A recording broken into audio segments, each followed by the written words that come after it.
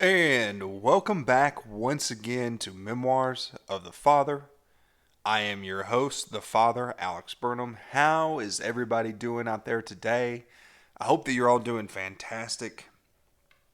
If you have not seen it, one of my boys, Brandon, who I've posted about and talked about here before, has gone viral recently. I've seen stuff all over different social media platforms about their performance that they did at the University of South Florida. He was like on the local news doing his routine. I seen videos of them throwing out pitch at the baseball game, and just so cool to see that. To see one of my boys getting that, and especially Brandon, who I feel like deserves the world. I've talked a lot about his growth as a human being, and we've touched base on a little bit of like stuff that popped up like when it affected the team, but like I haven't really got to sit down and like talk about Brandon's true story and what all he became. And it's a special and incredible thing when you look at him specifically and what he went through, what he had to go through, and to see him in this position now and knowing how much he had to grow and how much it had to take to get him here. To me, he deserves all this. Deserves the world. I'm super proud of him, and I'm excited to see what he continues to do next. I know that he's planning to come back for one more year at South Florida, so I'm excited to watch him, and think there may be a partner stunt run in there at some point as well. So I'm excited to see that, and super. If you get a chance to check him out, his name's Brandon Gray. I'm sure you can find him on all forms of social media. Super awesome guy, man. Just incredible. Like I said, I would love to sit down with him and tell his story because 100% deserves to be told. That will probably be a 2, 3, 4-parter. Who knows? There's a lot to go over with that guy. But I very much look forward to doing that and getting a chance to telling you guys how great he is. And then NCA was this past weekend, I believe. I did not get a chance to watch it. Max got 10th in partner stunt. I did see his routine on Instagram. And of course, Brady won with Navarro. So super excited and congratulations to both of you guys on getting your performances in to do it. Max competed the first ever full twisting rewind in a competition. So congratulations to him. I know that performance did not go the way that he wanted it to, but I'm proud of him. Like I said, he threw skills that nobody's ever thrown in a competitive environment before. And, you may not walk away with the championship, but you walk away with your name in history. You are the first to do something and put it all in there on the line. And man, that's crazy. Like crazy when I tell you. Like that's another story that deserves to be told. Max and super proud of my boys, and of course Brady winning a national championship with Navarro. Super excited for him and all that dude's a star. I think he's a star. He deserves to be a star. If you ever did a TV show, you could make him the main character because he's not going to cause any problems. You ain't got to worry about any of that other stuff that they worried about before. Not that I'm bringing any of that up, but just moving on. Keeping things moving. So today we are going to pick up where we left off at the end of my last video, the conclusion of the 2020 season. We had dropped at Nationals right there at the end. A little bit of conflict on whether I was coming back. Ultimately, I make the decision that I am going to come back. And the very next day, we have the COVID lockdowns. So let's get into that. Because so far, I've really talked about how, especially these last few videos, I've been able to get away from some of the tidbits because the process is all pretty much the same. The road, the journey. We do the Bluegrass Regionals. We do the Regionals for state. We go here. We go there. We do this performance, that performance. It's all kind of cookie cutter. This throws everything out the window because, especially initially, we didn't know what all was going on. We went to, I think, probably like 2 weeks after nationals, we went to a clinic at Shelton State. Super awesome experience. I absolutely loved that place. I cannot speak highly enough about them. Their coach at the time, Brittany Morris, a fantastic lady. Super, super awesome. I don't know the coaches that they got there now, but I know that they're doing pretty well. I've seen them before. I've met them. I don't know them like on a personal level or anything like that, but I know that they're both extremely talented, and obviously they just come off of winning a national championship, so they know what they're doing, and I expect some really good things for them. Super awesome place, but getting to go to that clinic was really kind of eye opening, getting a chance to work on some of my own skills. And first, when I went there, I kind of thought this is going to be like my last big thing that I'm going to do, and it's probably going to be it. But I had a really good time, and I developed a lot of stuff. And obviously, I had several boys that were getting ready to go. Brandon and Biggie were both going there. So they were doing super fantastic. It was a good clinic. And we took several people up there. I think me and the Hazel twins and Clark all piled in my car, and we went. And I'm pretty sure that it was just us that time. There might have been one more. Jacob went with us the next year. This time it was just the four of us that went. But that kind of like got me really hyped and me feeling good. And like I said, that downtime is always really great right after nationals to kind of reset. And I took some time to rest. I took some time to sleep. Took a little bit of time off. Did that clinic, and then kind of was getting back into the groove of things. And then like I said, the COVID happens. So, obviously, we're completely in the dark day one. Nobody really knows anything, except for just what they're telling you in the media, that ideally this is supposed to last for a couple weeks, assess the situation, see where it goes. But obviously, it was just a cluster. But, we're in the dark for a long time. All the schools are shut down. Now,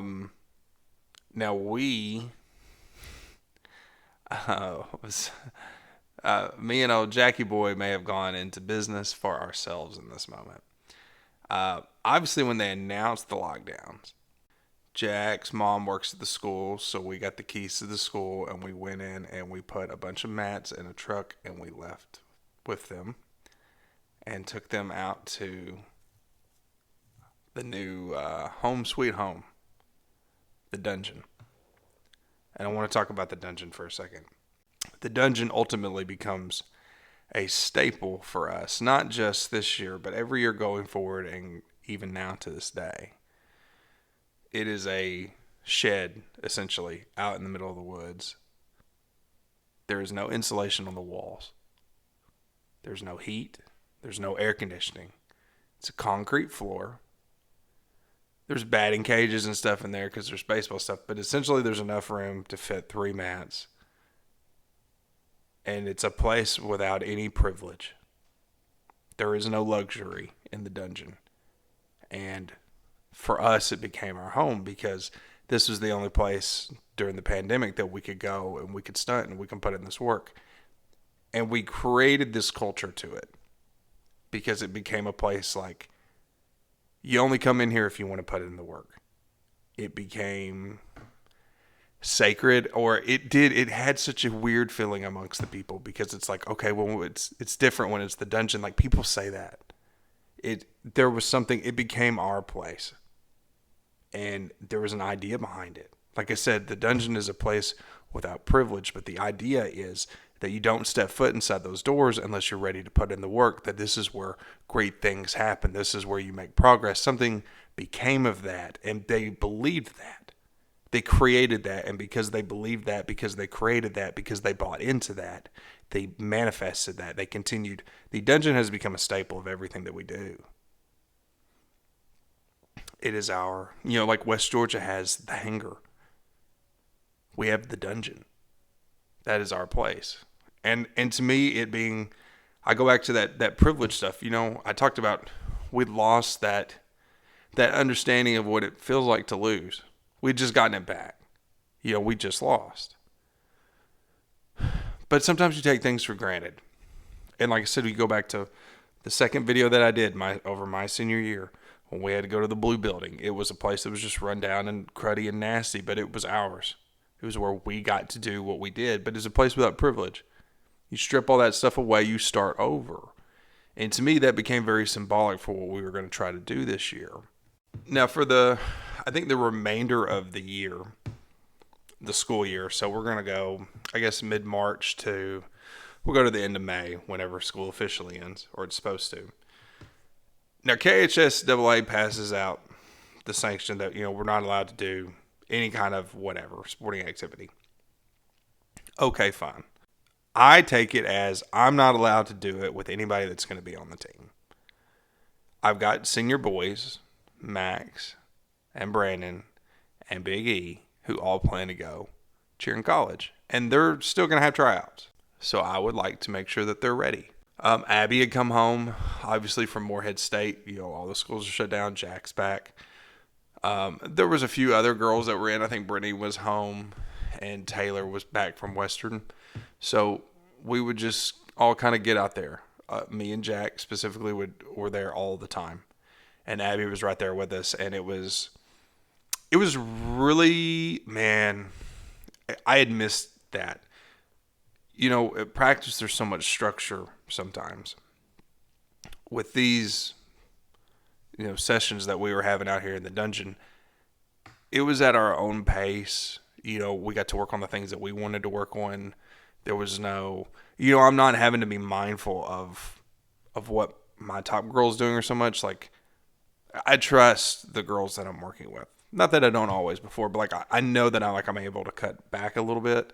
I'm able to work on some harder skills and advance myself some and just have a lot of fun. And I was having so much fun. There was literally nothing else to do. And I'm not the most social person, believe it or not. So to me, life really didn't change at all when all these lockdowns, I work in the healthcare field. So I continued to come to work because healthcare was an essential job.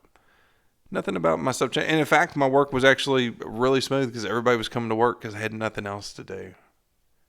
The first 6-7 weeks of the pandemic were just a breeze for me. And I think for a lot of people, it was a chance to have a break, at least initially. Obviously, the longer that it goes on, it got scarier and scarier and just confusing and nothing but sitting at home and fostering fear or confusion or any of that stuff. And like I said, at first, for a lot of people, it was probably fine. And then after a while, the longer it goes on, you get a little stir crazy. So, like I said, during this time, I'm just working with those boys, with Abby. But, they went and they all had their tryouts. They all made their teams that they were going to. They all did well. So, but that kind of set the tone for us. We were taking videos, posting videos of we were going so hard. Everybody was getting new stuff all the time. We were doing, and the people that knew us, the kids that were on the team, they were fucking jealous that we were getting to do stuff and they weren't. So, and then they're seeing that we're doing harder stuff too. We're really kind of cutting loose. And that gets everybody jonesing up more. I can't remember. It was either June or July, mid-early, somewhere in the summer. They finally said, okay, you guys are allowed to get ready and do your tryouts. Okay. But we had to be broken down into groups for, however many people that we had. I think it was 10 people. I want to say that's what it was. So we did the girls first. We ended up, I can't remember how many exactly tried. I think it was around the 30 range. It was enough that between me and Allie and Jennifer, we each had our own set and we could cover it. Now, because the COVID rules, this group of girls is only with me and they can only be with me, and that's how it's going to be. Okay, so I'm going to let you in on a little secret. When it comes to evaluating some of the things on the girls, I'm not good at that. Okay, so I get all the older, experienced girls in my group. I don't have to do shit. And I love it, to be completely honest with you. It was super fantastic. We would just come in. We were out there at that Routens building, and that sucked. That place was so hot. It was a really nice facility. Super thankful that we had it, but fuck, was that place miserable. So, like, we would just do, like, a section where they would tumble, kind of evaluate where the girls are at. And, like, for my girls, it's all pretty easy. But also, like, Jennifer and Allie, like, they can see what's going on from their stations. Like, Jennifer would have primarily a lot of the new freshmen or the new ones that are coming to try out. That way she can have her pick. You know, she knows what she's dealing with. She knows what she's looking at when we evaluate these tryouts and stuff. And it was just exciting to get back and get to do some stuff. Until we could meld everybody together, it was harder to evaluate the guys because you need to see them stunt. But if you can't put the guys and the girls together, well, then you can't see the stunts. So we kind of held off at first on bringing in guys. And a lot of the stuff early on was just them doing like signs and motion work and stuff like that. Learning the fight song, learning the cheers for games that we don't even know if we're going to get to cheer. There was one girl in my group that did not know the fight song, Ella. We've talked about Ella before. And I was like, I felt like Jennifer had said to me, she's like, make sure she learns that. And I was like, I don't know it. And like, I remember I was just counting. They was doing the fight song. You know, I don't have to do much. Just count. They'll do it. They perform it. And I'm like, Ella is murdering this. This is not good. And I was like, I think it was Kinsey. And I was just like, I looked at her and I was like, I can't.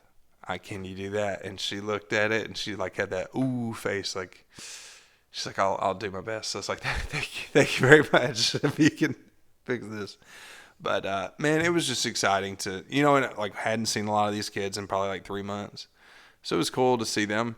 And around this time, like the girls that I know that are going to be top girls, I just start saying, hey, you can start coming out to the dungeon with us now. And I said the same thing for the boys that I knew were coming, you know, like Clark and the Hazels and I think Staggs was coming out there. I had said something to Colton, but I don't know if Colton ever came or came that often. But yeah, we were all, it wasn't a super ton with us, but I mean, it was probably, like I said, Clark and the Hazels were coming all the time, me, and then Jaden was coming quite a bit, Jada and Carly. I was stunning an awful lot with Carly around this time. So much. Man, she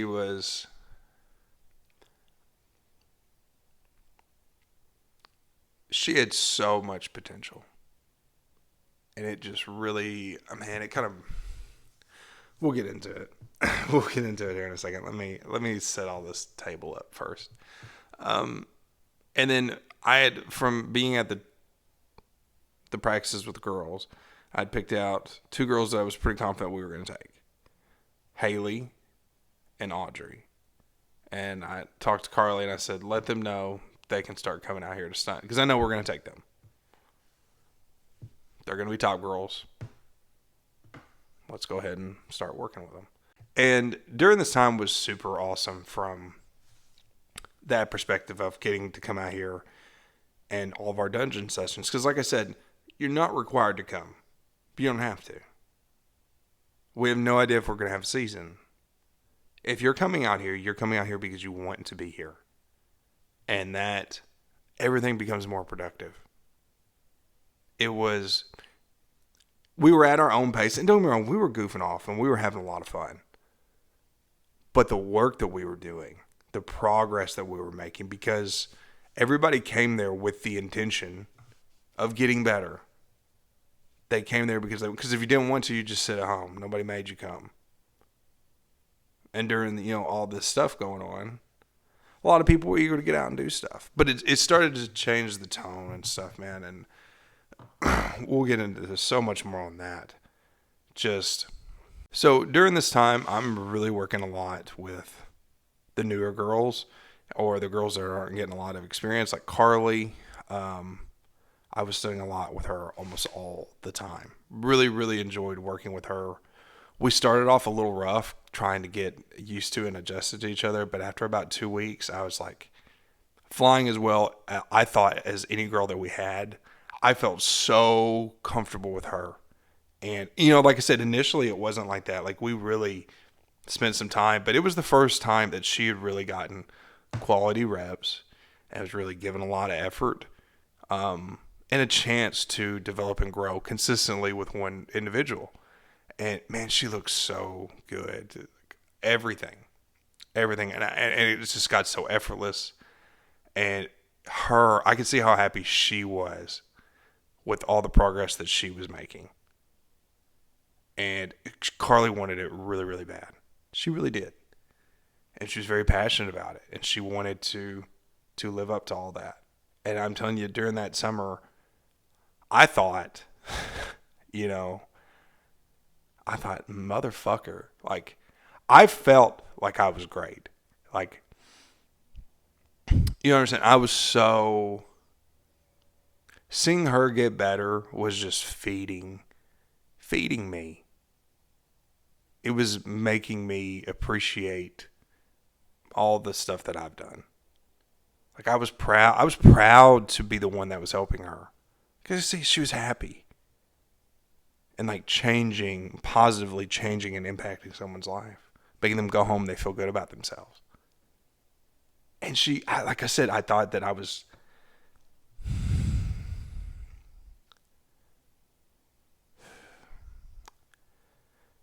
I just thought that I'd made a difference for her,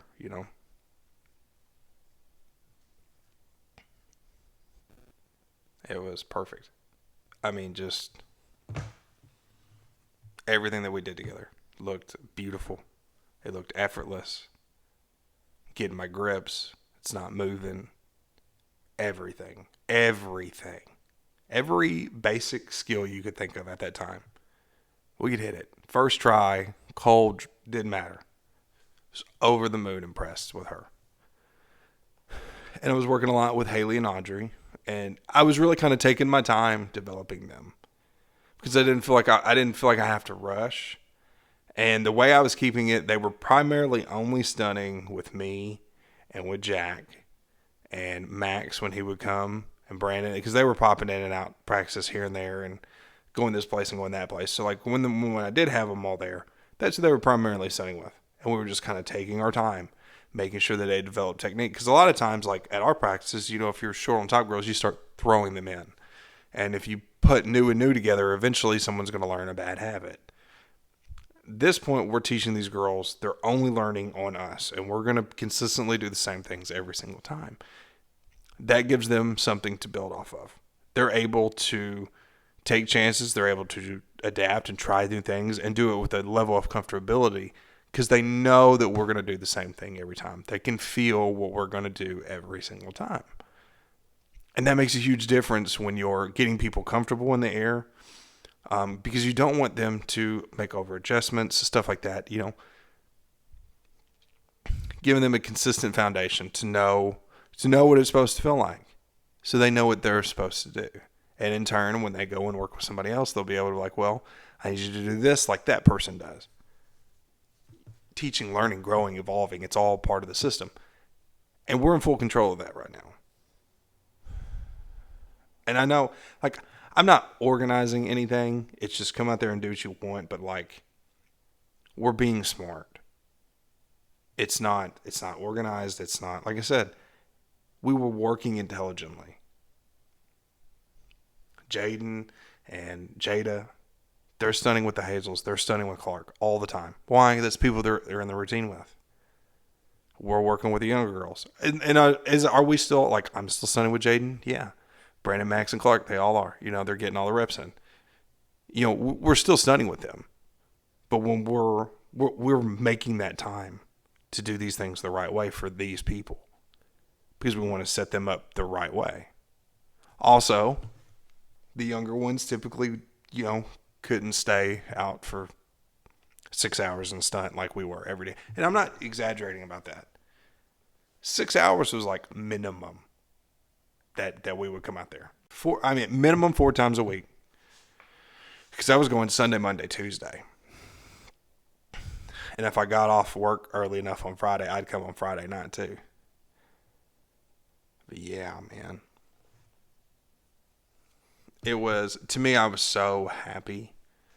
Because, like I said, it just, everybody that was there wanted to be there.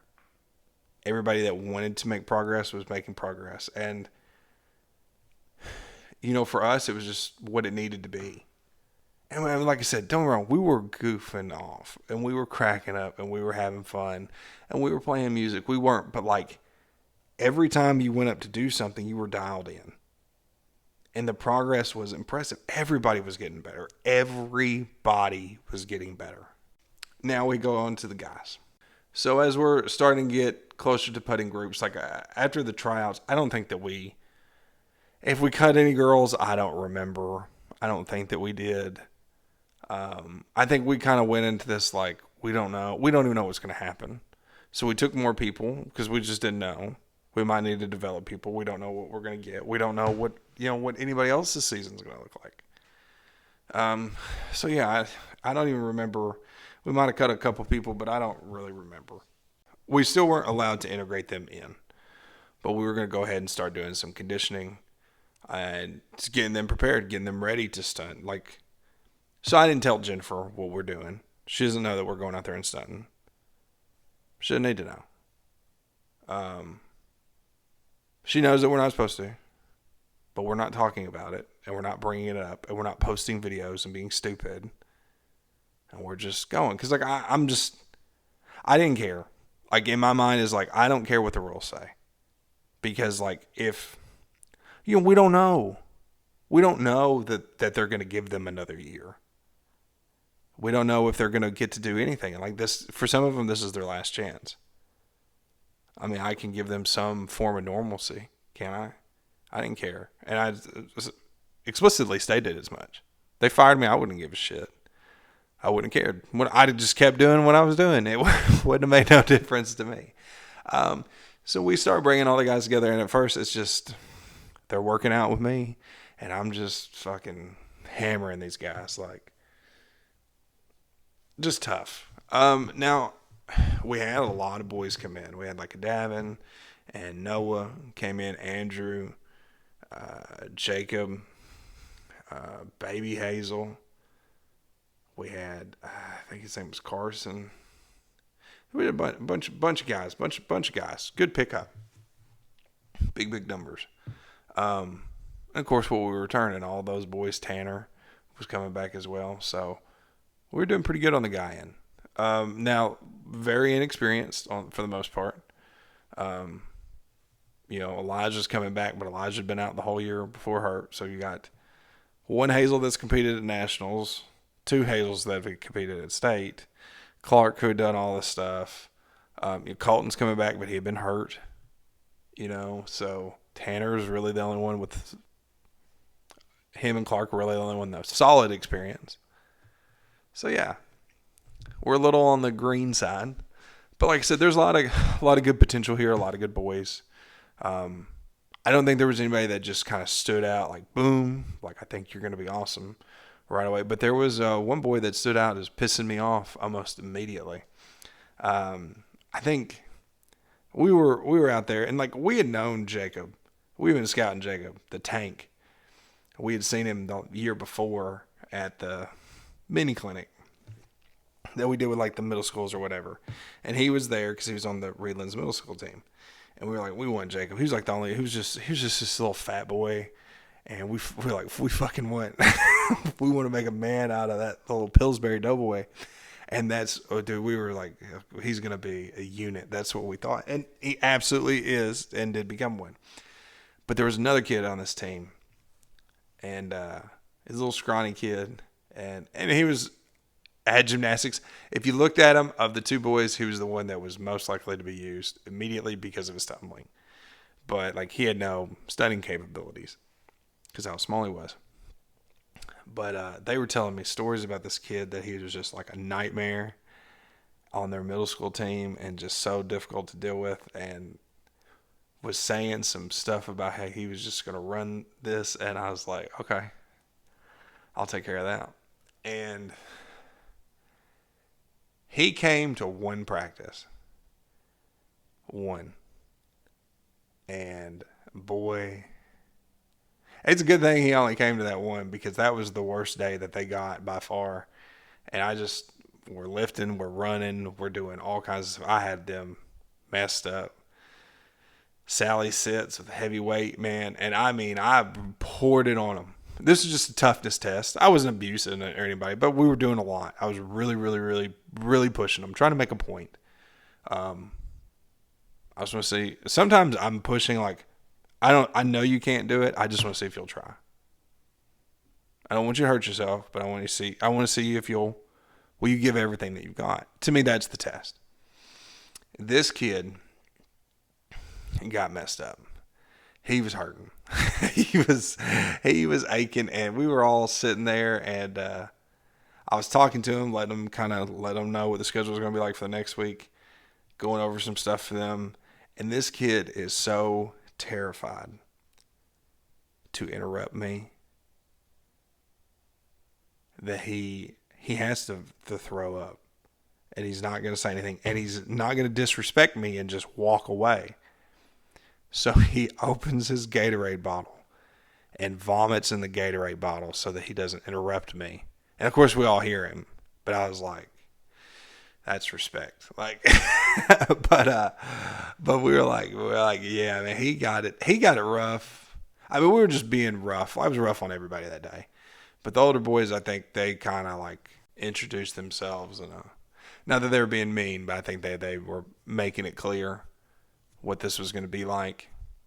But yeah, he never came back one day, and I was like, awesome. So, really with the guys, we took almost all, we cut one guy, and I hated it, understood it, I hated it. We cut Hunter Staggs. He'd had problems with his grades. He had problems coming to school, I believe, when we had him the year before. And when the pandemic stuff hit and they all go to virtual, well, his grades were terrible during the virtual because he just wasn't getting on and doing his schoolwork. And she had to tell him and had to remind him, and he was going to be a senior. We had 6 guys that we felt pretty comfortable. We knew were going to be on the floor that were that were ahead of him. And then some of the young people that we picked up, we felt were confident that they could pass him up pretty quickly. I mean, he wasn't bad. I mean, he had been in the routine a little bit year before. He didn't do a whole lot. He was kind of an accessory guy. He was tall, back spotting some stunts, nothing crazy. So he didn't have as much skill development. So if someone came in new and was really picking up, they could pass him up pretty quickly. Just didn't want to have the issue. Didn't want to hunt down people about their grades. And just, that's kind of what it was. And like I said, it was going to be a senior. So if you don't, why would you take him, make him do all this stuff? It's his last year that he can do it, and you're not going to use him. You know what I'm saying? Like that, it's more of a, we don't want to put you through that. Like it's not, you're going to be miserable. It's not like, it's not like you're going to get the experience and take it the next year. That was going to be it for him. So we did cut him, and I understood it. Like I said, I wasn't crazy about it. I know some of them were pretty upset. Like Clark had, asked and begged Jennifer to take Hunter Staggs anyway, to let him be on the team. And Clark really liked him, and there were a lot of us really did. He was a fun dude. He was a little crazy, but he was a fun dude for the most part. He was a wild card, to say the least. But yeah, I mean, like I said, at the time we thought we were going to be medium again, but that's going to change. I want to say it was probably like September, October, really before we got to like have like practices, and then they started coming out with what the plan was going to be. When we finally get to come back to practice, obviously Jennifer has not seen any of these boys stunt since March. It's like October. And they've been out there stunting with me for about 3 or 4 months. And our first practice, man, we look like we haven't missed a beat, boy. And she's like, I'd never even seen him stunt. And it was Davin. She's like, I'd never even seen Davin's doing toss extensions. and working on lips. And she's like, he's pretty good for his first day.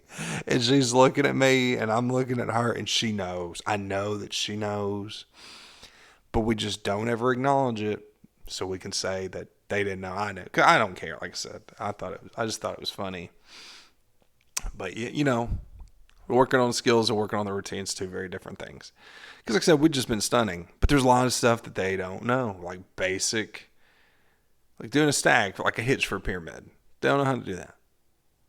Walk-ins, I didn't work on that crap. We were just tossing out there. Counts, they didn't really go over counts at all. So like I said, we've got boys like the Hazels. That's 2. Clark's 3. Tanner's 4. I got Colton 5. I know they're going to be out there. I know they're going to be on the floor. I know they're going to be doing stuff. So Elijah's going to be that 6th guy. But like I said, they all had some kind of experience with counts. They knew some stuff. Now I've got a couple girls that don't. But, but we are going to add additional guys. But we look pretty good as a whole. Like I said, Randy was back now, and she was coming to some stuff. And like I said, we did really, really good starting out. A lot of people look well rested. Obviously, the girls had kind of already worked out there, getting into their tumbling motion, kind of getting that groove back in. So practices were going fine. Like I said, we're not like insanely, it's not like our skills are off the chart. We still have some very green guys that really don't know a whole lot.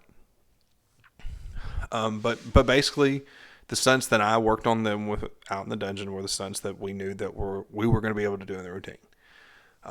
Now, when it came to actually doing choreography for this, it's like, oh shit. So I know that we had Mark come down once. I don't really remember what all he did. I know that we ended up doing almost all of this routine. I know that for a fact. And anything that he did do, I think we changed most of it. So all the stunts were stunts that I picked out, stunts that I worked on with him. We did the toss lips in the beginning. We did toss extension, forward roll to like a bump and go lip. That's what we were going to start on. Hands lib, toss extension, toss lip. That's about where we were, stunt-wise. I think they gave us this weird pyramid that was like a lib high fold around that Mark had given us. It was really kind of awkward. I didn't like it. And then we did the cheer on our own, which wasn't hard. We just did the same cheer that we always do. We could teach it to you that day. Day one, we could teach it to you because it's not going to change. And then second half, we decided we wanted to do tumbling in the second half and kind of do something different with our routine. So we didn't do a stunt in the second half. We just did like a big group tumbling section. And then the last pyramid, I remember specifically putting this together with Jennifer. She knew what she wanted to do. We played with it and toyed. And I literally remember sitting in that gym with her and putting that thing together. Because I think we were trying to get Mark in, and it just, with COVID and stuff, and he was with Moorhead, and it was too much, to try to do. So we were doing a lot of that. And like I said, I had a lot of influence on this routine. From the stunts, the pyramids, I redid the first pyramid. The new one, we did a front handspring up to reverse hands, half around to high immediate lip, and that was just my pyramid. I put it together. I pitched it. They worked on it. They put it together. They were able to do it. I pitched pretty early on for us to go large co-ed. I felt I wanted to go back anyway. I've been wanting to go back. That's where I was when I was with Graves. I would like to go there. I would think the competition's better. We just lost. So I feel like now is a safe time to make a jump. It's not like you're running away from anybody. We had the crown. We lost. Let's move on to something else. That's the way I was looking at it, even before anything changed. Now, when they revealed what they were going to do as far as the competition format, we really didn't find out a whole lot from state for a while. And, obviously we knew that they weren't going to do bluegrass regionals. Eventually they announced like the whole taping deal, and that's what we did for nationals. Is you just film send any videos. And when we get to the filming portion, I'll go into that a little bit more. But we knew pretty early on when that was gonna be. And then the stuff with state, like I said, it ended up. It was a while before they even let us know anything. I think we were competing in doing like our seasonal, regional sectionals at like March, early April, and then our state was they had state at the end of May, and then like the next week the kids graduated. So everything's been kind of drawn out. Practices at this point are not, like I said, they're not bad. A lot of it is getting used to stuff, but the team chemistry is a little weird right now. Obviously, there's still not a whole lot that these kids can go and do. A lot of them aren't even at school with each other anymore because one's going this day, one's going that day. We didn't get to do any of our summer camps together. None of the trips, none of the traveling. We've cheered no games together. The connection's a little off. Like they haven't had time to connect with each other. It's all just been practice stuff, and like I said, they're segregated essentially from each other all the time. Unless you go hang out, but like who wants to go hang out with a stranger? And even then, why do you want to bring somebody over to your house with all this sickness and stuff going on? It was really crazy. So I felt like at times that the dynamic could be a little weird. Like the seniors complained a lot because they didn't always feel like the younger kids were listening to them. And I always just felt like that was because they don't know you. Like they know they're supposed to listen to me because I'm one of the coaches. Like that's a common sense thing. And they know that you're experienced, but they don't know. Like I said, a lot of this is new. They have no concept of what it is that we go through. You do. But they're looking to you for answers. But you're in the middle of a situation that you don't understand either. Because everything's changed now.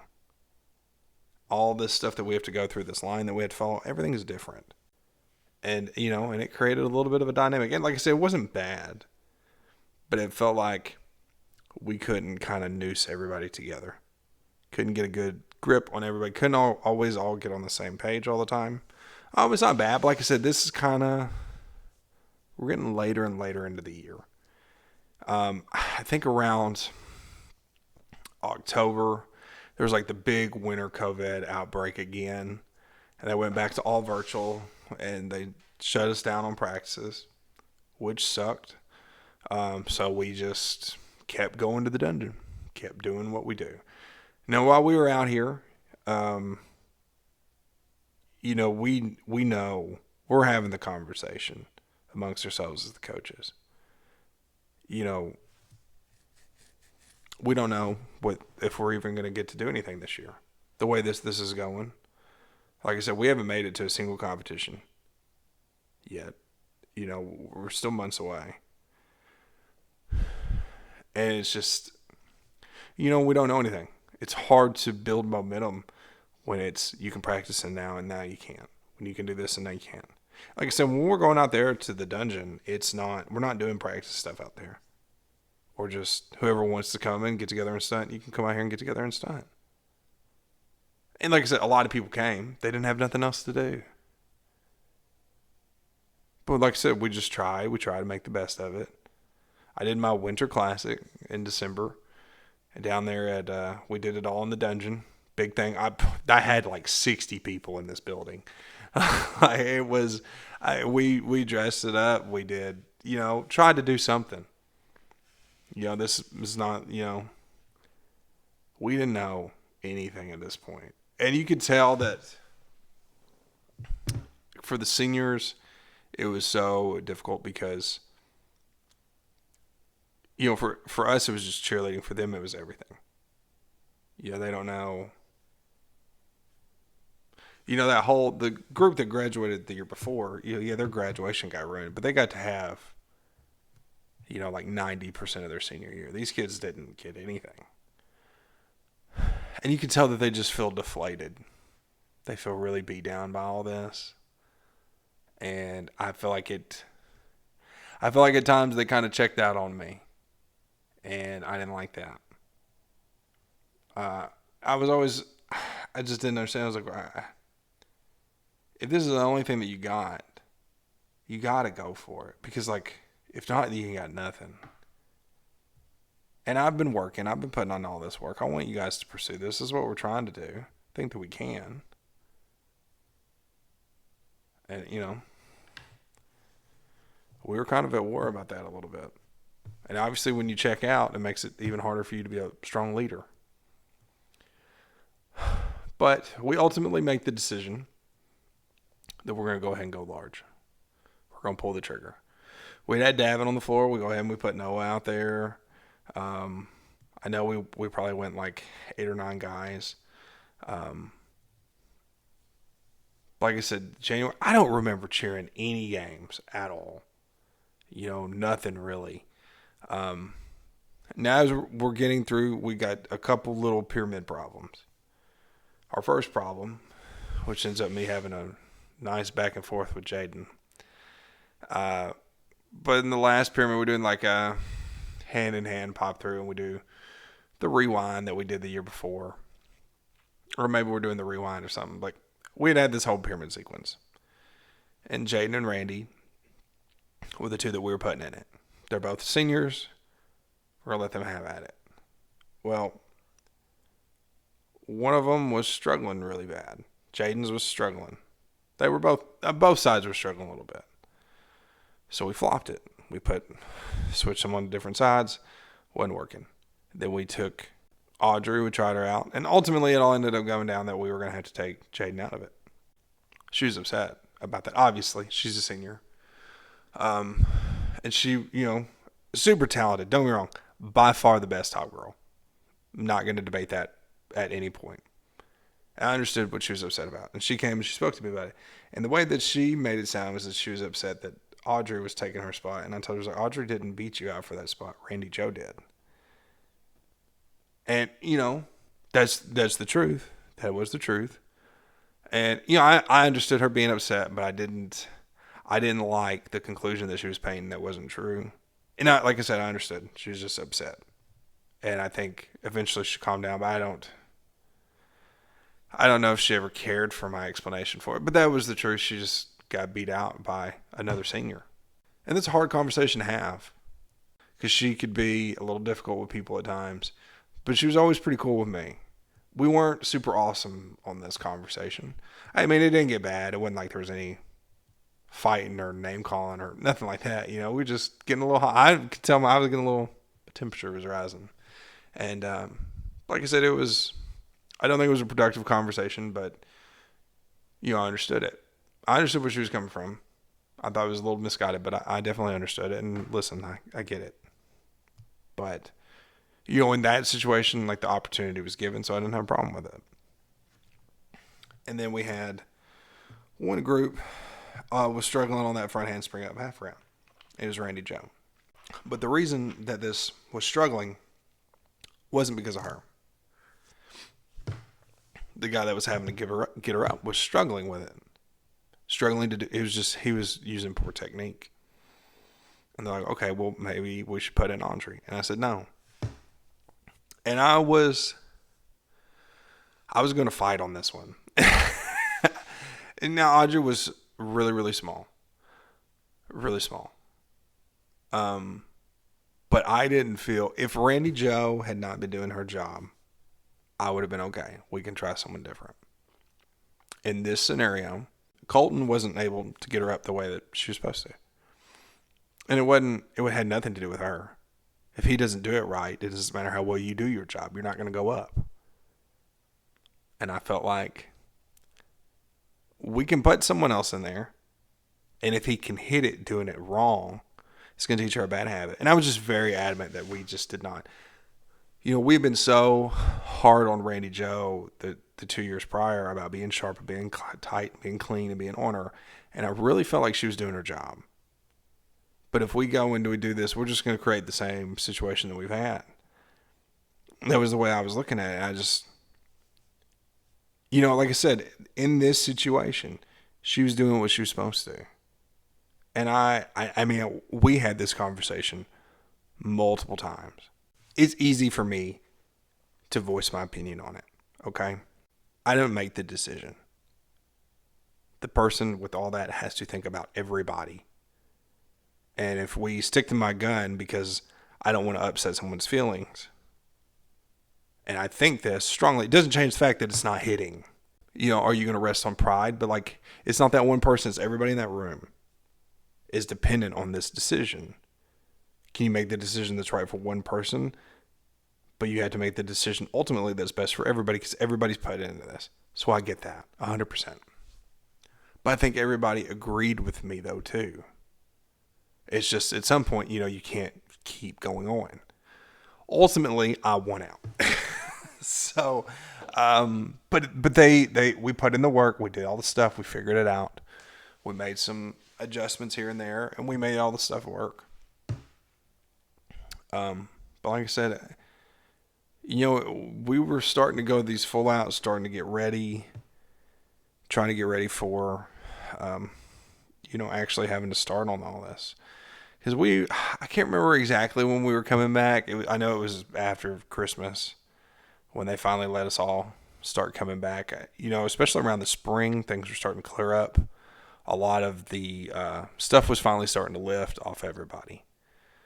But, in the past, we talk about January is kind of a hard month.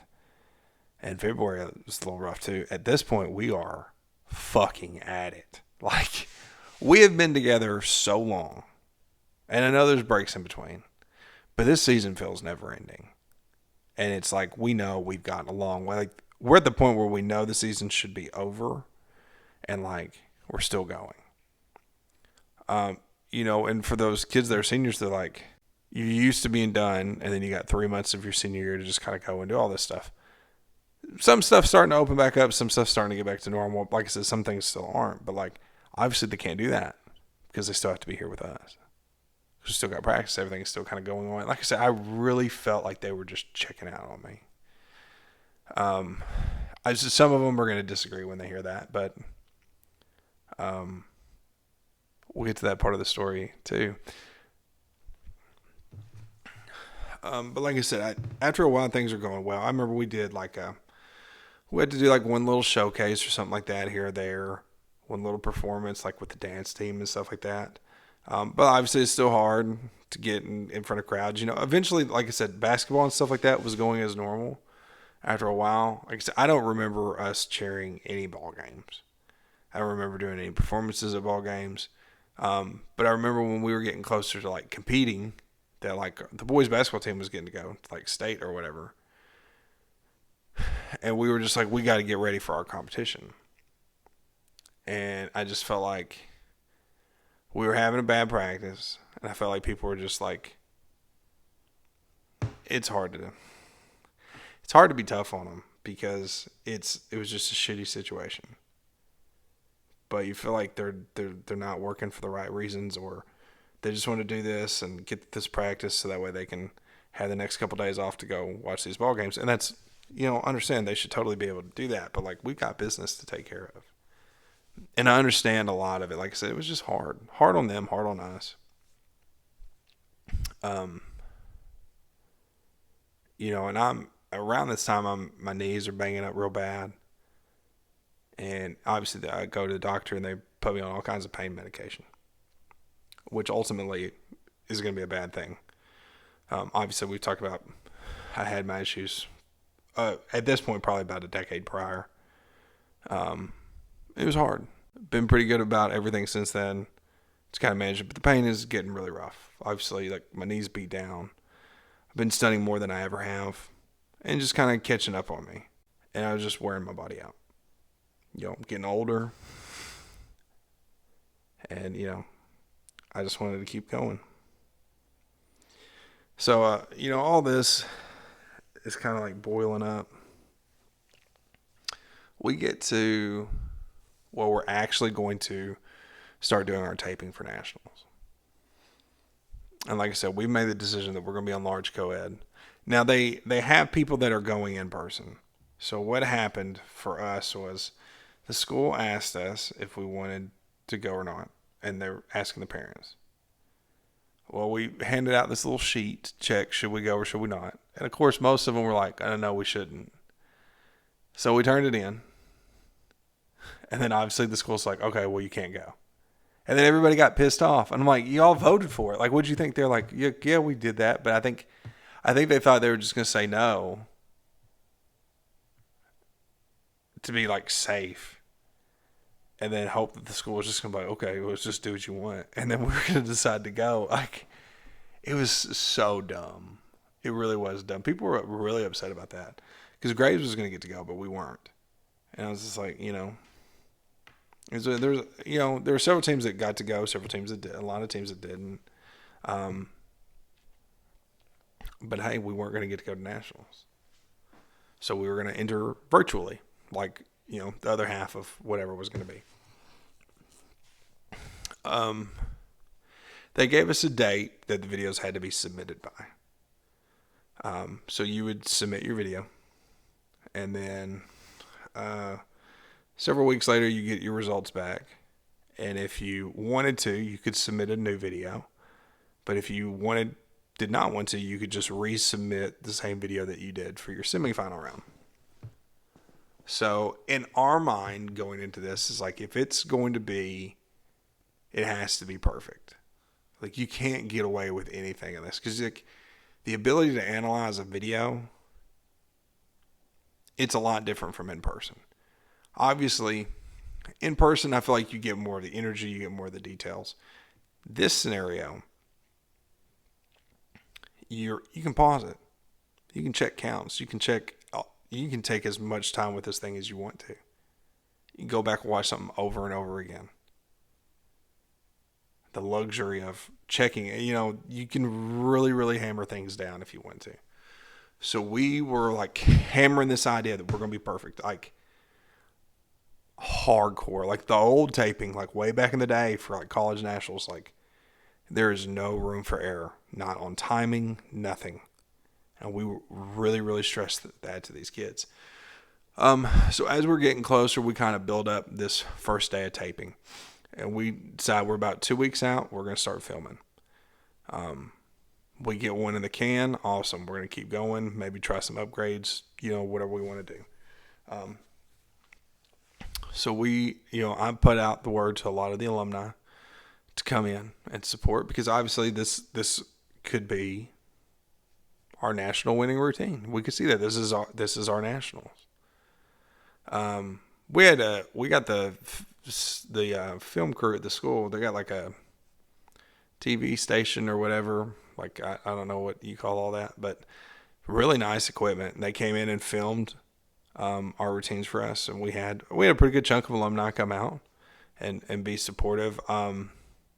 We were pretty hyped. I remember that first day was fucking terrible. Like, buddy, we got them all in uniform, and I don't know, maybe bringing everybody in and maybe making it a big deal kind of like rattled them a little bit. But you need to be rattled, so. But I don't know really what happened. Like, those fallouts were terrible. For a while, they were really bad. Really, really bad. And over that 2 weeks, we really kind of struggled to like put it together. And I was like, there's nothing, you guys just got to do it. Like, there was really nothing that we could say to them. But it's so hard to generate, because we've always been like an energy team. So if you don't have a crowd, you don't have an atmosphere, it's really hard to generate energy. We have to do it when you're having to cheer to the bleachers. It's not like being at like being at nationals. It's not like being at Disney World. No, it ain't. And like walking out from under the castle. You're being at practice. It's hard to generate authenticity when there's nothing authentic around you. So when you're an energy team like that, you don't have anything to feed off of. It was bad for us. And it took a while, and I was getting frustrated. I think we were all getting frustrated, because it's like, you should, like, this routine's not that hard. We're working on it for a while. We should be able to do this. Why are we not able to do this? So, literally the last day that we were going to film, prior going into this, we had one video where we had two people bust on round off tucks, like right at the end of the routine, and we were like, fuck it, if we have to send that one in, that's the one we're going to send in. We've done this. But like, I mean, we do look exquisite on side, and you should. We've been hammering you for 2 weeks, filming everything. But we have a big showcase. Bring everybody out, friends, family, everything. We film it, and I think the first time through they hit it, and it's awesome. And the place is going crazy. Kids are going bananas.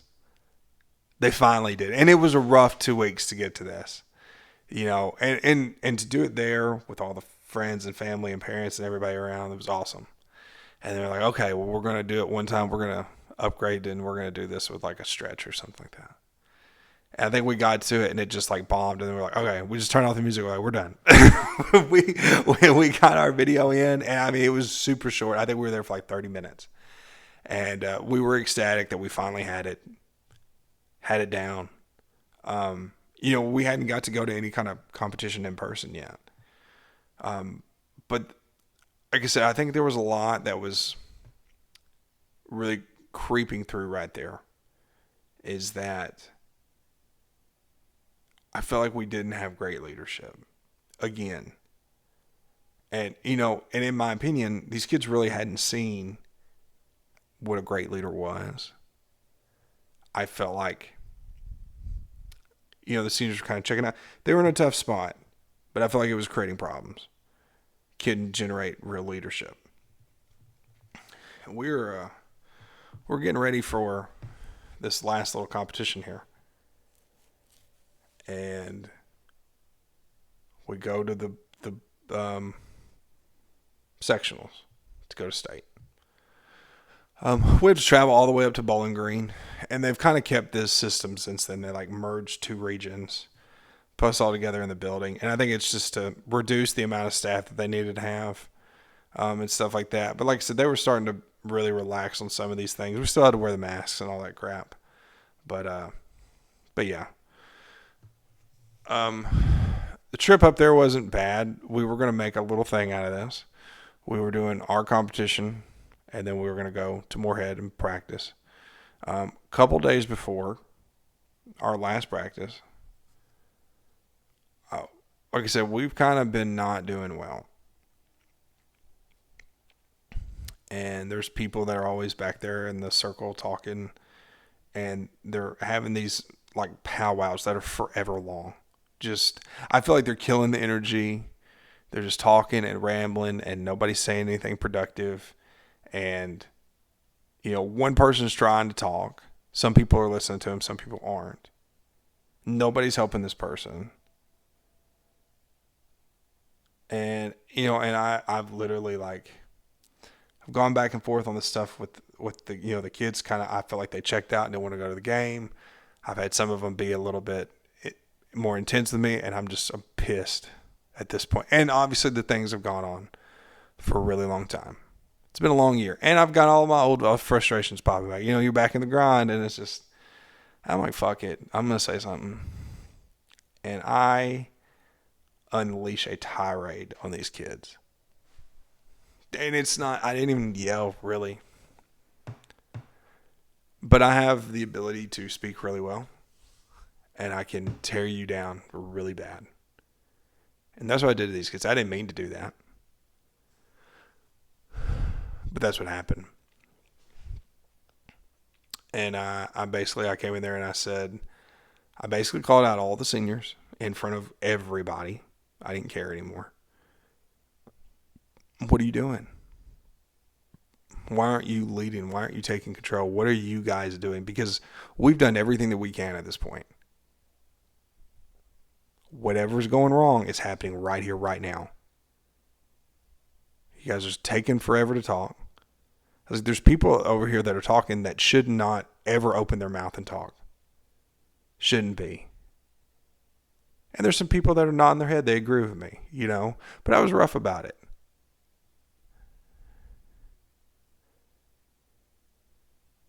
And I was mad. Because I didn't think they took it seriously. And listen, I get a lot of it, but you're here. You don't want to be here? Don't fucking be here. We'll find someone who does. We're still going to try to make the most of this. And like I said, I was pretty negative about it. I didn't care. There were people crying. And I walked back and I told Jennifer, and she's like, that doesn't look good. And I was like, it's not good. I was like, I have no idea how this full out's going to go. But I ripped them pretty bad and just told them to step up. That's the nicer version of what I said, but it was pretty rough. I'm not going to lie about that. Music starts to hit the routine. Everything. All the stunts. They're not smiling. Cheer's not super cheery, but they hit. And people were pissed, man. I think after practice, like Jennifer told me, she's like, several of the kids reached out to her and just said that I was wrong. A lot of the boys reached out and told me the same thing, that some of the girls were saying some stuff in the chat, and they were like group chat about me, and I was like, well, is what it is. And I talked to Jennifer, which Jennifer defended me, because I think, like right after that practice, I told her, I was like, I hate being that way.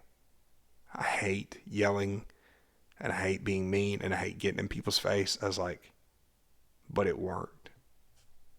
I was like, I got what I wanted. I didn't like it. I didn't want to do that, but that's literally what it took to get what we wanted. It was hard, and she could tell I was conflicted about it. So she kind of had my back to a degree on it. And, we went and we did this competition. Sectionals, that's the next thing. We have a pretty good performance. We drop a toss lip right in the opening. Everything else looks really, really good. We're really sharp. We're really clean. I think our energy can be a little bit more, but for kids that really have not gotten to compete in person at all, and for the volume of people that we have that have never gotten to do this, the performance was really, really good. Super, super proud of that. And then we came back, we practiced at Moorhead that night. And then we went to our hotel. We were going to do the Moorhead Showcase the next day. But we decided that we're going to have a conversation about what I said with the seniors. So I can't remember where we were, if we were in the lobby or if we were in somebody's room. I think we might have been in a room. But it was me, Jennifer, Raymond. Allie was there, I believe. And then all the seniors. And we were just kind of talking about what I said. And what it came down to was, I think some of them thought what I said was very personable. Like when I said, there are people that are over here that are talking that shouldn't talk. And the girl that's trying to talk all the time, Avery, who's a senior, and she's trying to because nobody else is, she thinks I'm saying that she shouldn't open her mouth. That's not what I'm complaining about. I'm complaining about is that they're letting these juniors and stuff like that, and people who aren't seniors, people who aren't leaders on the team, dictate and have a say over here when there's like 11 of you guys. And we kind of hashed it. They were upset that obviously I did it in front of everybody. They also just didn't agree with what I said. But when we talked about it, we worked it all out together.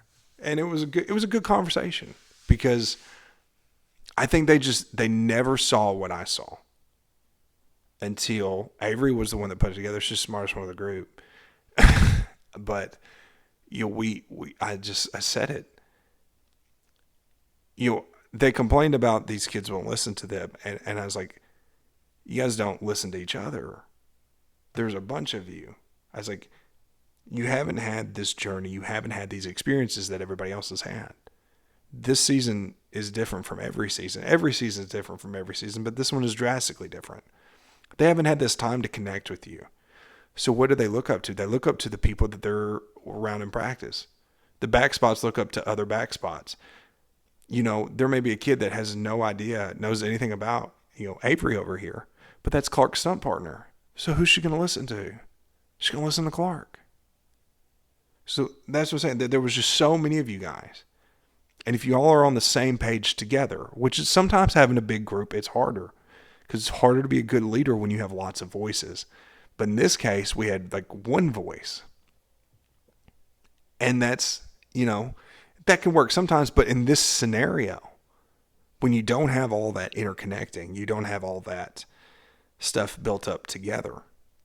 Trust, faith, those things that give you confidence, not just in yourself, but in each other and in your team. That's what we're missing. So you have to bring all these people together. And they all had to be together, and they had all be on the same page, those seniors. But then they can go back out. And if the people that are looking up to them see them bought into whatever it is that we're trying to do, then they'll fall in line too.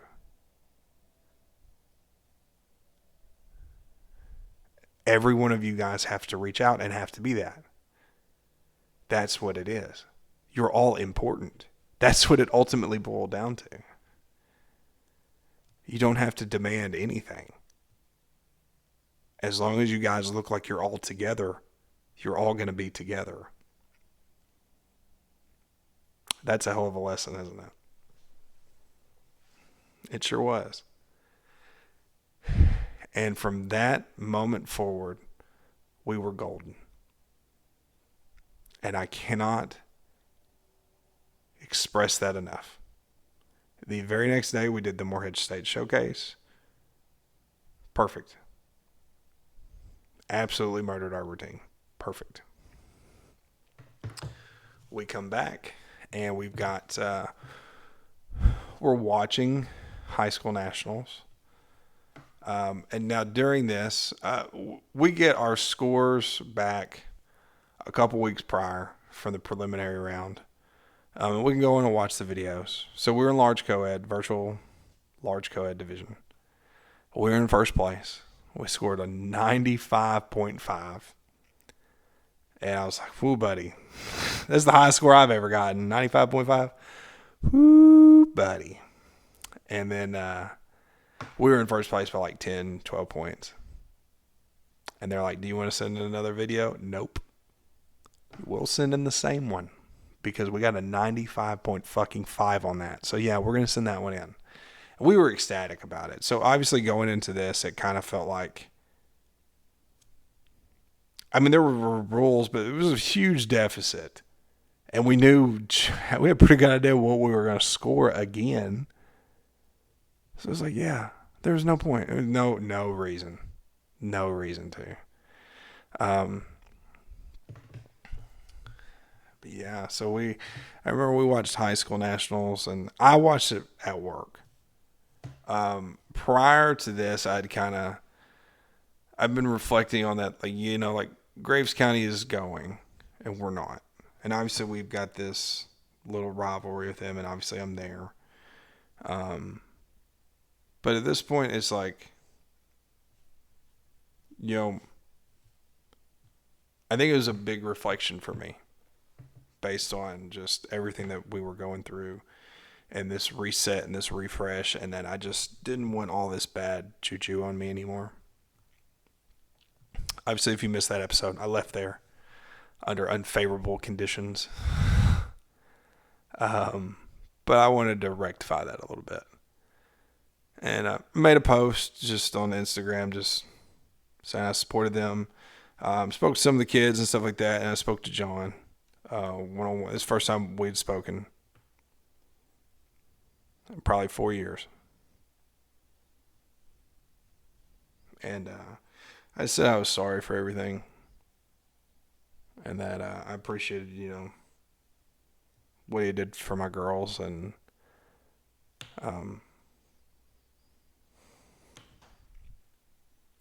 it was hard because,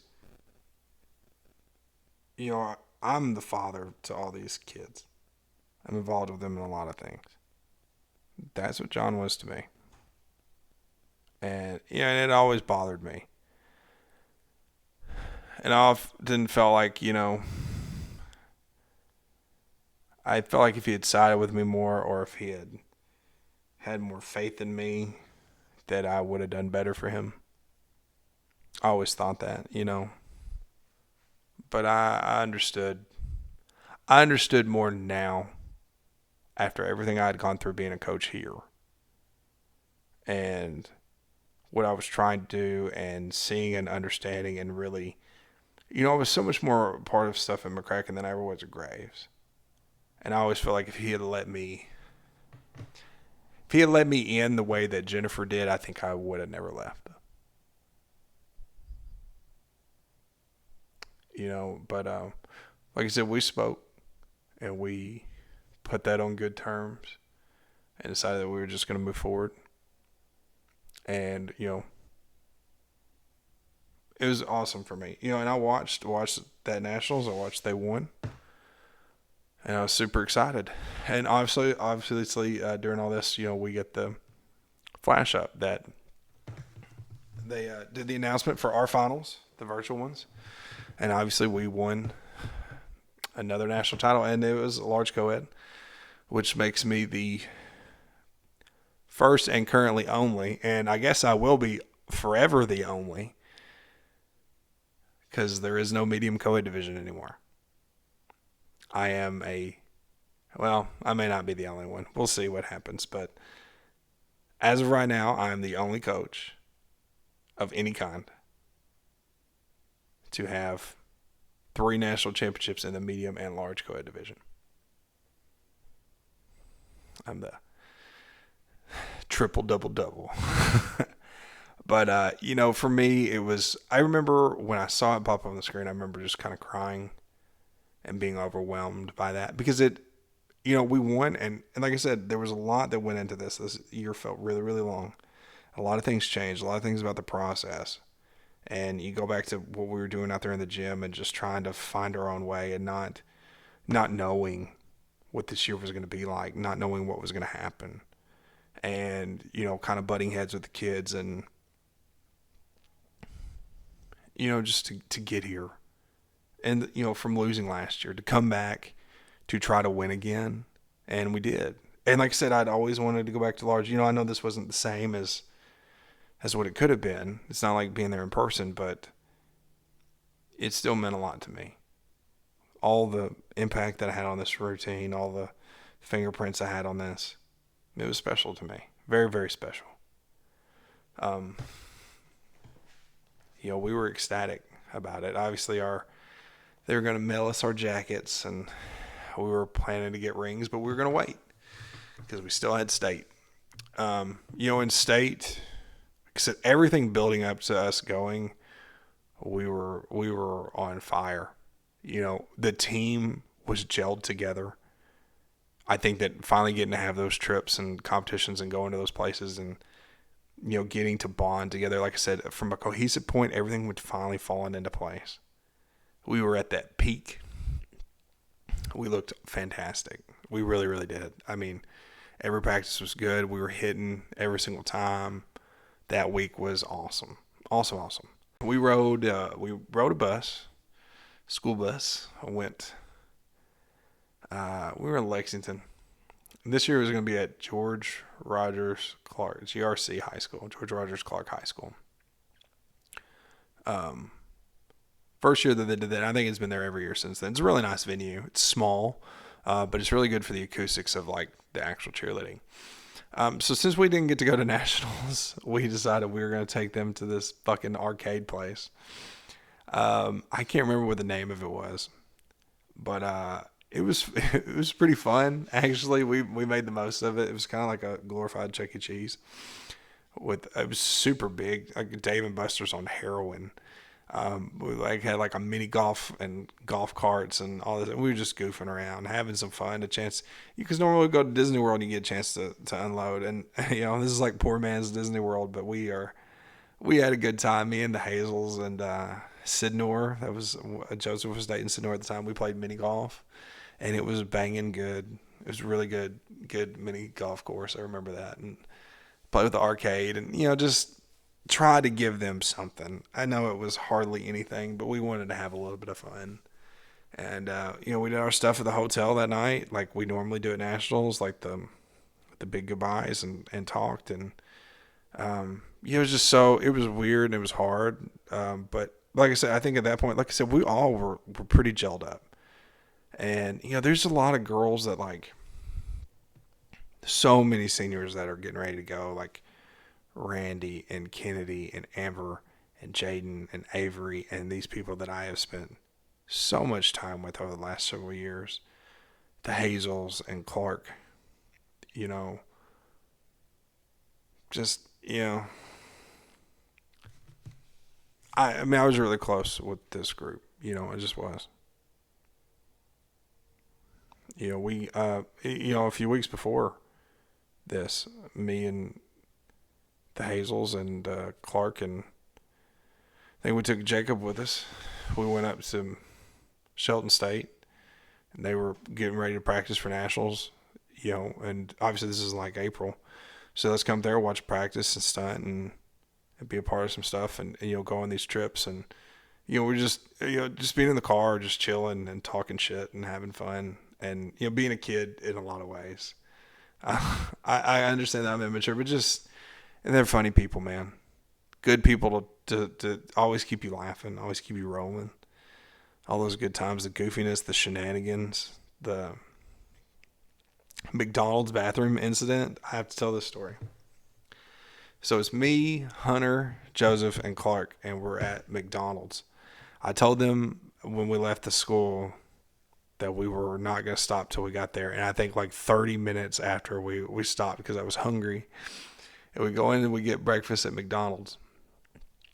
And we go to we're wrapping up, we're going to use the bathroom. And Joseph had already gone in there first. And me and Hunter come in, and there's an old man standing at the door waiting for Joseph to get out of the stall. Joseph runs out, and he's like laughing when he runs out. And as he's coming out, me and Hunter are coming in.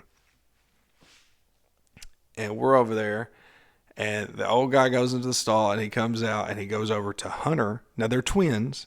So he comes over to Hunter thinking that it's Joseph. He goes, "Good job, buddy." And Hunter looks at him in just a total state of confusion. And we're like, what is this dude talking about?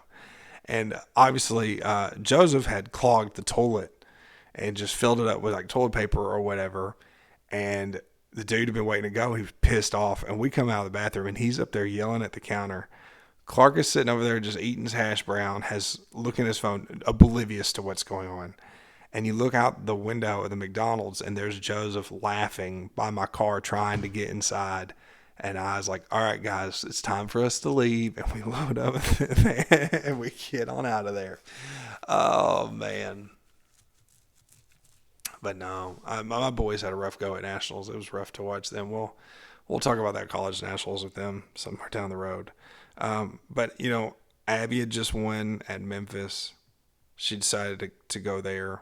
So I was super excited, especially, after all the year that we'd had, getting us stunt together, getting back into that co-ed groove together that we did over the summer.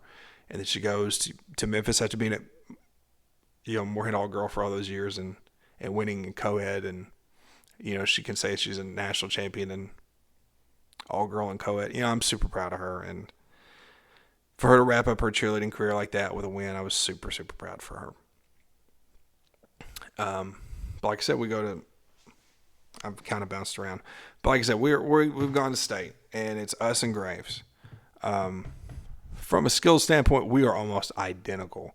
Now, we're both large co-ed now. So the large co-ed national champions versus the virtual large co-ed national champions to decide the Kentucky State Championship. And, our routines, like we both, in the beginning, we have 5 toss libs. We both have got like 6 hands libs. We had added another extension into ours, so we did I think 7 or 8 toss extensions at one point. But we knew this was going to be an execution thing. But we felt like the skills were so similar, we felt like we could absolutely, as long as we come out there with our energy and we do our thing, we felt like we could for sure win this. We lost before because we had the mistake, but we knew we were right there. And like I said, the way the team was gelling, the way everything was going, we were just on the money. We were ready. I remember being in the warm-up room, and there's this guy just trying to rush us, so we're like, no, we're not doing that. And he was like, I remember him being like, really, we're like, fuck this guy. We're just going to do what we want. But no, the warm-up was good. Like I said, everything felt so good. They were going to graduate in a week. These kids are hyped. They're focused. Like I said, the energy was good, and they were having fun being together, and they were making the most of this. And like I said, when that music turned on, there was no doubt in my mind. First stunt's awesome. Boom, boom, boom. Clark had his wisdom teeth cut out like 2 weeks before and was like out there just putting in the work, being the guy. I was super proud of Clark. Man, all the stunts look so good. We have one baby hiccup. So, I have been working with MJ on her standing tuck for a long time, many years. I always loved MJ to death. She's a hoss, a strong girl. She had transferred to us a couple years prior, and the one thing that she struggled on was her standing tuck. Phenomenal base, had all of her other tumbling, and she floated on everything else that she did. But standing tuck was the thing that was getting her. And they had made the decision to not put her on the floor because she was going to be a senior, but she didn't have standing tuck. That was hard. And I remember she was upset about it, but she kept coming to practice, every single practice. So I decided she was going to finish what she started. A few weeks before, Mackenzie got hurt playing Duck Duck Goose. Fell and broke her kneecap or whatever. Legit broke her leg. And we needed to have someone come in. And Mackenzie's a really strong base. So we were going to need MJ. We're going to need a strong base to fill in that spot. And we put some tumbling and stuff for her out there. Gave her some room. And, I was happy that she got to be there. I was happy that she was going to get the opportunity. And we had done our banquet before this because we didn't want to do it after graduation. So we've already done our end of the year banquet and all this stuff, gotten all the juju. And I remember I had MJ as my senior. And I think the one thing I told her was, thank you for not giving up on us even when we gave up on you. I remember her crying. I wanted to fucking cry. I want to cry right now. I put so much work into that kid, and she was such a good fucking kid, man. And I was upset that Kenzie had gotten hurt, but I was happy that MJ was she's a senior. She's going to get this opportunity. And she's a good kid. But let me tell you, she's also my hero because she busts her cartwheel tuck. Like it's like one touchdown with her hand. It's not really a bust. Like she touches down with one hand. And while this is going on, Joseph is doing one of his stunts. And he's got to spot Caroline. Caroline bends down while Joseph is doing the stunt to tie her shoe, which makes this stunt illegal. And MJ is at the same time as touchdown on her cartwheel tuck. And we're freaking out. Because it's like, we're looking at the video and we're like, that's clearly a fucking violation. Like, there's no way that you missed that, right? We got a deduction sheet back. And we only had a half a point deduction for the touchdown. And she's like, how did they miss that? And I was like, I looked, there was one deduction judge. One. Normally there's two. There was only one. And in the video, when we go back, the one that we recorded from the crowd, and you watch this, when she busts, when she has to touch down that cartwheel tuck, he has to take his eyes off the routine to mark it on the sheet. Because of the way that it's set up, it's in 10-second intervals. You have to move from panel to panel every 10, 15 seconds. So he has to be in that panel to mark it down to give it to us, to give us accurate feedback. Otherwise, we can challenge it. When she busts, he has to take his eyes off the routine to mark it on that sheet. And by the time he looks down, Caroline has bent down to tie her shoes. And then by the time he marks it and charts it the way that he's supposed to and looks up, she is standing up and he never sees it. And we smack this motherfucker. Murder it. Energy through the roof. It's an unbelievable performance. And don't get me wrong, it would suck to lose on technicality. But we didn't. So I was like, oh, buddy. So we're waiting for awards. We feel pretty good. No, Graves also hit too. I know I saw them. But like I said, I felt good that we were too close and I felt like we had energy. We had better tumbling. We had better energy. The one area I felt like they could beat us in, and we were unbelievably clean. Unbelievably. One of the cleanest performances we've ever had, ever. We looked phenomenal. I mean, like I said, nothing that we did was super hard, but our execution was insanely good. The best I've ever seen from us, ever. Graves left before the awards. Don't know why. I was a little sour about it, to be honest with you, because they announced them in second place, and we're waiting. And when they announced us, we're over there celebrating. We're like, we're staying. We're going to make the most of, this one thing that we all get to do together. And, man, we were ecstatic. Hugging everywhere, pictures all over the place, all over the parking lot, doing their pictures in the back. I loved it. It was a super awesome send-off. And to them, like I said, for us, we won a national title. We won a state title. We had really great performances. We had the highest scoring routine in program history. And we won. And we won in a flat-out way where I felt comfortable with. Like I said, the other win that I had on Graves, I wasn't as confident about. This one, I knew that we deserved to beat them. And to come back and have that closing chapter. And like I said, for everybody to understand what it means to buy in, to be together. The leadership that we learned. It was hard. And, like Jaden, seeing her go and all the years that we had put in work on stunts. And watching her grow from someone who I was unsure about to having this confidence about herself and understanding and knowing what she was capable of, to Amber, who always made me laugh, and Kennedy, who always put a smile on my face. I don't know if she ever knew it, but I always enjoyed. Anytime Kennedy talked to me, I remembered it. She didn't talk to me often, but she was always so funny. They both were. Both of them, just little knuckleheads. Sweet. And Lou was going. Damn, Lou. Amber's dad, Lou. He was awesome. Randy Joe. Damn, man. I told that kid, we were so hard on her all the time. For not being tight, not being clean, not being sharp. And I told her, I was like, I don't know if that was always fair. But I felt like her senior year, I felt like she was everything that we ever thought that she was going to be. She had the best practices. She was always being tight. She was performing well.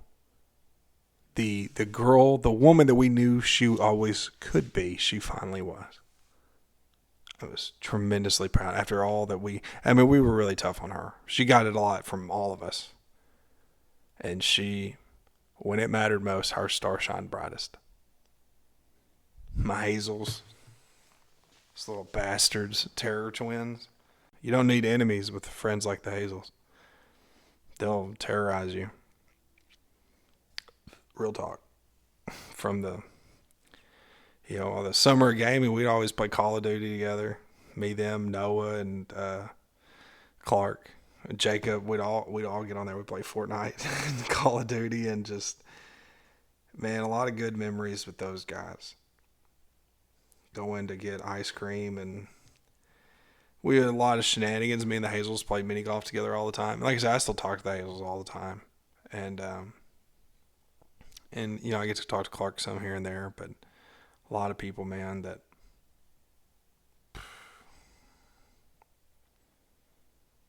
Elijah, he had torn his labrum the year before, and he fought his way back to be on the routine and to be in a prominent role.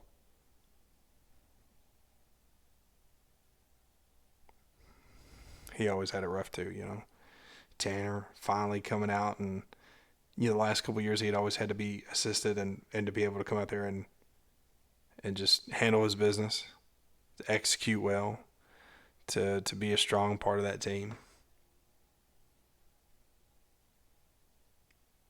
It was a great story. A lot of things changed because of this year. I felt like the things that we did during the summer set and rechanged our future, because these girls like Haley and Audrey that are new, the only thing that they know is what they just had, the COVID year. So the only thing they know is that we get together and we stunt all the fucking time. Now I've got someone like Jada who's going to be coming back, and she's eager to come and stunt all the time. So all the girls that are going to be top girls assume this is normal for us to come. And you know, one of the hardest things always is getting girls to come to the gym. They think this is normal now, to just come in here and do stuff all the time. And because of how much time that we got to really develop them, how long this season was, and them getting to work with me and Jack and Brandon and Max over the summer, and how much better the Hazels had gotten, how much better Clark had gotten, what we were capable of doing at home was insane. And we were able to develop things. Like I said, the flipping skills are starting to become a regular thing. I was working on that stuff with Audrey. I was working on that stuff with Haley. I was working on that stuff with Jada, getting ready to break down barriers. But the only way that we could do that was by getting in the gym and putting in that work. And now, that thing that's going to catapult us into being looked at, like someone like Bartow that was doing hand-in-hands and back handspring ups every year, and Blackman that was doing full-ups and hand-in-hands and stuff like that. Now we're putting in the work that's going to let us be capable of closing that gap and to be able to do these skills. That shift is essential for every single thing that has happened since then. They changed the culture. You may not be able to tell that when you look at the routine. This team doesn't get enough recognition for the things that they changed. We changed our culture in that we knew that we needed to sit all the time. People started to understand the importance of all of us together being a unit. And I felt like at times we were better about controlling our energy. We learned about not taking things for granted. The privilege kind of went away. That toughness, like I said, we all were willing to come out there to that dungeon more than we were to come to our own gym.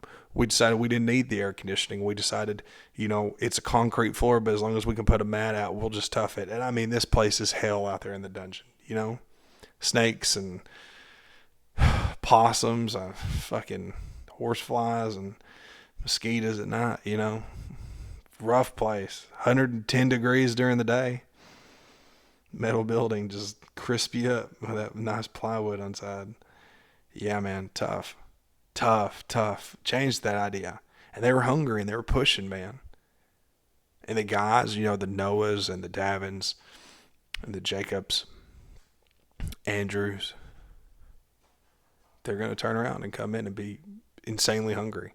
Because they've seen all that work. They've been around me doing this crazy stuff. They've been around Clark and the Hazels that are breaking through. They've been around Brandon and Max. Like, they've been introduced to stuff in a much different way than what most people normally would have. They understand that now as, like, what would seem crazy to some people. That's the only thing that they know. That is the bar that they're chasing now. Because they've seen us do it. Everything starts to open up. Everything because we were able to get in the gym and put in the work. And we're going to talk about that more next time. But we are getting ready to talk about my final year at McCracken. This one is going to be a little bit tougher to do because there's some things that are important that I'm not going to talk about because some of them are my personal things. Obviously, I've talked about the tornado and what that did to my home. I don't really want to go over a whole lot of that if I don't have to. It's just beating a dead horse. And it was a tough time. Obviously it happening. I had some people pass away towards the end of the year that were really close and important people to me. And I'm not going to talk about that either. I feel like traumatic is the proper word. They're not really important to the context of cheerleading, but they're important to setting the context of my mindset and how I'm developing and going and growing and seeing things. I don't feel a need to get specific. The people that know. The people that don't have to. This is not about comparing trauma or Like I said, in truth, it's not about it at all. It's going to be essential to my departure. It's going to be essential to my mindset and some things that I was doing. And it's going to be essential to my final episode, setting the tone for what I would become and what I would change to be and how we get to where I am now. But like I said, I think that talking about stuff sometimes too much is bad for you. I think that, when you go and you pick at scabs, you run the risk of making things worse. And sitting in it and living in it and talking about negative things all the time, I think is a bad thing. Especially when it's stuff that's like that, traumatic events. I think my therapist said you've had 4 life-altering events in 60 days. Life-altering events. From your sleeping habits to your eating habits to what you do with your life socially, where you live, what you do with your job. Big things. Those aren't bad things. You put a bunch of them together in a really short period of time. That's bad. And as we've talked about, I've started back on my pills. I'm not bad yet, but it will be. I'm not going to get into that a whole lot. I'll get into it to where it's important. Because I do want to send the message that, the stuff's bad for you. Even when you need it, it's still bad for you. And you have to be careful about how you use it. I've always been bad about that. Like I said, is that stuff really important to cheerleading? It'll be important to my mindset, but it's not going to be important to the whole story. And that's why I'm going to gloss over it. Same thing with losing people passing away, and people, being in situations where, as a caregiver, seeing people pass away. Part of my job, and the personal stuff and family, and like I said, I don't think it gives you a general idea of what I'm talking about. If you can't put clues together from that, then I don't want to talk about people taking their own lives. I don't want to talk about people overdosing. So I'm not gonna talk about those things. Obviously, they didn't happen to me, but they happened to people that I love and I care about, and it affected me in a bad way. And we'll talk about that as it's needed. But it's just, like I said, I feel like it's really bad to bring up negative stuff all the time. These are things that I can't change, things that I can't fix, things that I had to get a lot of help for. Like I said, even now, just kind of talking around, it's something you want to dance around. But like I said, overall, I don't feel like it's not important to the cheerleading aspects, but it's going to be important in shaping me. And I think ultimately it's going to be important in how I view all of this. From, I want people to know ultimately, like what I needed in the hardest moment of my personal life. There are shades of all that stuff that exists in what we do here. There is people that are going and still pushing and doing this and going through traumatic things that have happened in their life. There are people that are going through scenarios that I was. And there are people that will go through stuff that I've gone through. That's what this is ultimately about, right? How do you navigate that? Especially for something like this. We've talked about it. I've said it so many times. This is so mental. What happens when you're in a bad headspace and you're here? But like I said, I want to address that as much as I can. And I'll probably think about how I'm going to address a lot of that stuff. But I'm probably going to get all the way up to my departure. And then kind of segue it into my final year at St. Louis. It's a crazy year. I ain't going to lie. There's a lot of ups and a lot of downs. And a lot of variables that I didn't see. Variables that I thought that we could control. And I was really close to a lot of them because a lot of stuff that went on and them being there for me and being supportive of me. But we're going to talk a lot about responsibility. We're going to talk a lot about growth, a lot about developing your skills. And we're going to talk a lot about growing up. And we'll talk a lot about having to grow up. Yeah. So the next one's going to be rough. I'm just going to forewarn you. There may be some kind of age restriction on that video, depending on the content that's in it. But like I said, I don't want to talk about anything that's overtly negative. I just want to talk about what's important for the story. And ultimately, at the end of the day, the story is always about cheerleading.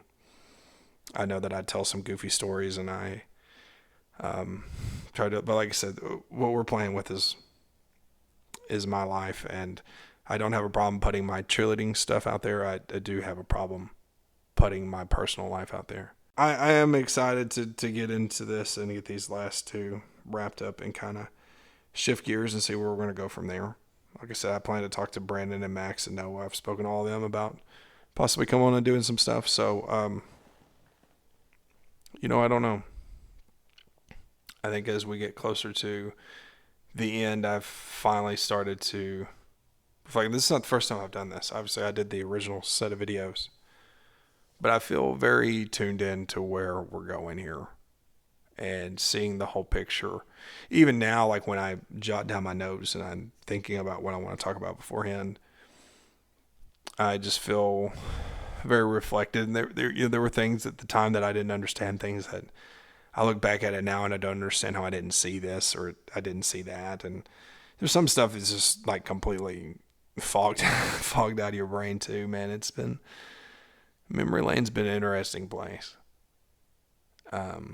I'm happy to go down that. I'm happy that you guys have been supportive of this. Like I said, it's just about keeping plugging away.